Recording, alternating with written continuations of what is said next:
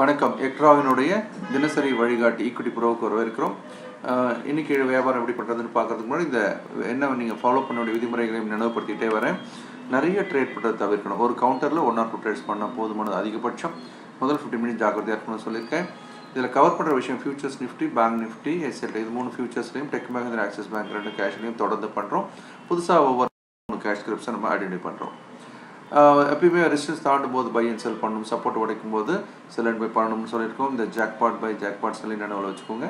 Gap up 50 பெரும்பாலும் இறங்கி முடிவதும் gap down 50 ஏறி முடிவதும் ஞாபகம் வச்சுக்கோங்க. 10ல் 7 அப்படி தான் நடக்குது. மற்றபடி அந்த ஹைலோ 1 ஹவரோட ஹைலோ எடுத்துக்கிட்டு அதுக்கு மேலேயோ கீழே போகும்போது வியாபாரம் பண்ணலாம். விதிமுறைகளை மறக்கவே கூடாது. சக்திக்கு மீறி பொசிஷனை எடுக்க மாட்டேன். வாய்ப்பு வரும்போது மட்டுமே ட்ரேடில் ஈடுபடுவேன். கண்ணில் பார்த்த லாபத்தை கணக்கில் எடுப்பேன். 10ல் 3 தவறானாலும் ஏற்றுக்கொள்ளக்கூடிய மனப்பான்மை வேணுன்றதையும் சொல்லியிருக்கேன்.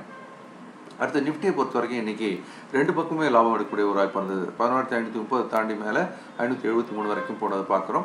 அதே மாதிரி கீழே 11,475 உடைச்சு 11,423 வரைக்கும் வந்திருக்குது. ஸோ 2 பக்கமே நல்ல லாபத்தை கொடுத்துருக்குது. இன்றைக்கி ஒரு வியாபாரியாக உங்களுக்கு இதான் வந்து அந்த 11,530 11,475 பார்க்குறோம். இது மேலே ஏரியும் லாபம், இன்றைக்கி கீழே உடைச்சும் லாபம் கொடுத்துருக்கிறதையும் நம்ம பார்க்குறோம்.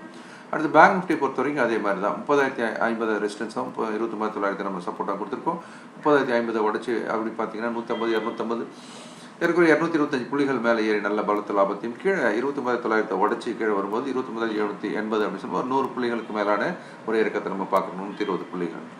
அடுத்து ஃபியூச்சர்ஸ் பேங்க் நிஃப்டி எப்படி இறங்குச்சு அப்படின்றது வந்து இங்கே நான் உங்களுக்கு வரைபடம் மூலமாக காட்டுறேன் பாருங்கள். 30,050 மேலே ஏறி நல்ல லாபம். அது மாதிரி கீழே இதை உடைக்கும் போது ஸ்பைக் தான். இது லாபம் எடுக்கிறவங்களும் உடனே கிடைச்சதான் உண்டு. கண்ணில் பார்த்த லாபம் கணக்கில் வர வேண்டும் சொல்லலாம். முடியிருப்பு ஏறி முடிஞ்சிச்சு பாருங்கள். இது நல்லா நினைவு வச்சுக்கணும். அது மாதிரி எஸ்எல்டி பொறுத்த வரைக்கும் 1045 தாண்டி மேலே 1056 மிகப்பெரிய லாபம் இன்றைக்கி. அதில் கீழே பார்த்தீங்கன்னா ஒரு ஸ்பைக் வந்தது. ஸ்பைக்குன்னு சொல்ல முடியாது, மெல்ல தான் இறங்குச்சு. பட் 5 ரூபா அப்படின்னு சொல்லும்போது 7,535 3,500 கீழே லாபமும் மேலே அப்படின்னு பெரிய லாபம் 7,000 ரூபாய் வரைக்கும் லாபத்துக்கான வாய்ப்பையும் அது கொடுத்துருக்கு. இதை வரைபடத்தில் பார்த்தீங்கன்னா தெரியும். இதான் வந்து 1046, இது 1035. 35 உடச்சி கீழே பார்த்தீங்கன்னா 5 புள்ளிகள் இறங்கி இதை பார்க்குறோம். மேலே ரொம்ப அழகாக கட் பண்ணி நம்ம கொடுத்த எல்லையை கட் பண்ண உடனே மடமடன்னு 10 புள்ளிகளுக்கு மேலே ஏற்ற 45லேருந்து 56, 11 புள்ளி கண்ணில் பார்த்த லாபம் கணக்கில் எடுக்கணும். இல்லைன்னா திரும்ப கீழே இறங்கி வந்ததையும் இந்த எடுத்துக்காட்டில் பார்க்குறோம். ஓகே, ஸோ இப்போ டெக் மஹிந்திரா கேஷ் மார்க்கெட்டில் வந்துட்டோம். டெக் மஹிந்திரா பொறுத்த வரைக்கும் 776 ரெசிஸ்டன்ஸாகவும் 767 சப்போர்ட்டாக கொடுத்துருக்கோம். இன்றைக்கி 767 உடச்சி 761 வரைக்கும் வந்தது பார்க்குறோம். வரைபடத்தில் பார்த்தீங்கன்னா தெரியும். நம்ம கீழே அந்த கொடுத்த சப்போர்ட்டை உடைச்சதுக்கப்புறம் மேலே போகிறதுக்கு வாய்ப்பே இல்லை. அதுக்குள்ளேயே தான் சுற்றிக்கிட்டு இருக்கிறதையும் பார்க்குறோம். அது காலையிலேயே உங்களுக்கு அந்த 761, 60 வரைக்கும் வந்தது பார்க்குறோம். குறைய பார்த்தீங்க அப்படின்னு சொல்லும்போது நமக்கு கிடைக்கக்கூடிய ஒரு லாபம் 67 உடச்சி 61, 60 அப்படின்னு சொல்லும்போது கிட்டத்தட்ட 5 ரூபாய்க்கு மேலே லாபம் இல்லையா? முக்கியமான லாபம் தான். அடுத்தது ஆக்சிஸ் பேங்க் 760 உடச்சி மேலே வந்து 770 வரைக்கும் மிகப்பெரிய லாபமும் கூட. அது 1% மேலான லாபம் எப்படி நடந்திருக்குன்னு பார்க்கலாம். இங்கே வரைபடத்தில் பார்த்தீங்க அப்படின்னு சொன்னால் காலையில் நம்ம அந்த 760 கொடுத்துருக்க எல்லையில் தான் அப்படி ஓப்பன் ஆகி உட்காந்து வாங்க வச்சு அப்புறம் மேலே போய் ஒரு லாபம் கொடுத்துருக்கு. ஸோ இந்த லாபத்தை எடுக்கிறதுக்கு நம்ம காலையிலே வேலை முடிஞ்சதுன்றதை நம்ம கவனத்தில் வச்சுக்கணும்.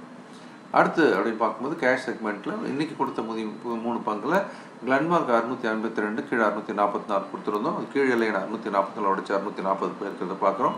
ஏன்னா மேல் எல்லையை தாண்டவே இல்லை. கீழ் எல்லை மட்டும் உடச்சி நமக்கு ஈவினிங்கில் ஒரு லாபத்தை கொடுத்தது பார்க்குறோம்.